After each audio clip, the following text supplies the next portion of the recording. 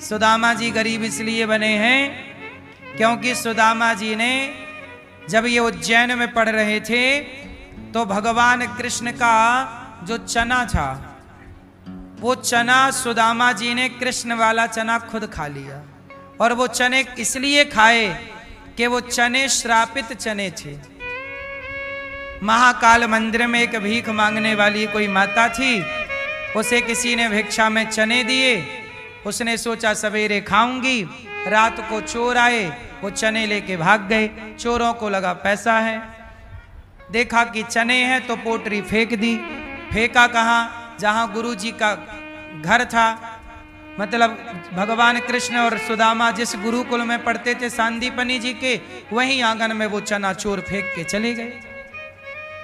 गुरु माता पानी भर के आई क्षिप्रा नदी से, तो चने की पोटरी मिली। उन्हें लगा कोई बच्चा फेंक दिया, तो वही चने कृष्ण को दे दिए कि लोग तुम्हें कन्हैया भूख लगे, कन्हैया जंगल जा रहे थे लकड़ियां लेने, लाला भूख लगे तो चने खा लेना।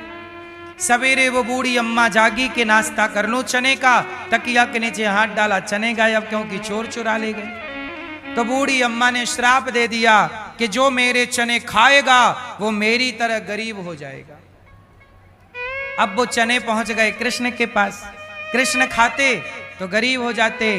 तो सुदामा जी को लगा मेरे कृष्ण के भाग्य में गरीबी ना चली जाए, कृष्ण के भाग्य की गरीबी मेरे भाग्य आ जाए, इसलिए सुदामा ने कृष्ण के हक के चने खा लिए।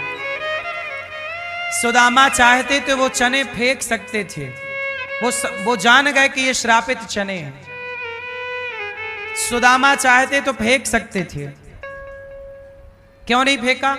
सुदामा जी को लगा प्रभु के हाथ में वो चने हैं, भगवान के आगे तुम वस्तु रख देते हो तो प्रसाद बन जाती है, तो भगवान जिसे छू लिए होंगे वो प्रसाद ना हो गया। तो सुदामा को लगा प्रसाद तो है, चाहे प्रसाद खा के गरीब बनूं तो बन जाऊं, पर प्रभु के प्रसाद को फेंकने का पाप तो नहीं लगेगा। इतना श्रद्धा प्रसाद में, इसलिए सुदामा जी गरीब बने। पर सुदामा जी गरीब तो रहे, पर ये याद रखना कि सदा गरीब नहीं रहे। एक टाइम बाद सुदामा इतने अमीर हो गए कि स्वर्ग का सुख भी सुदामा के सुख के आगे फीका लग रहा है। जब परमात्मा देते हैं तो छप्पर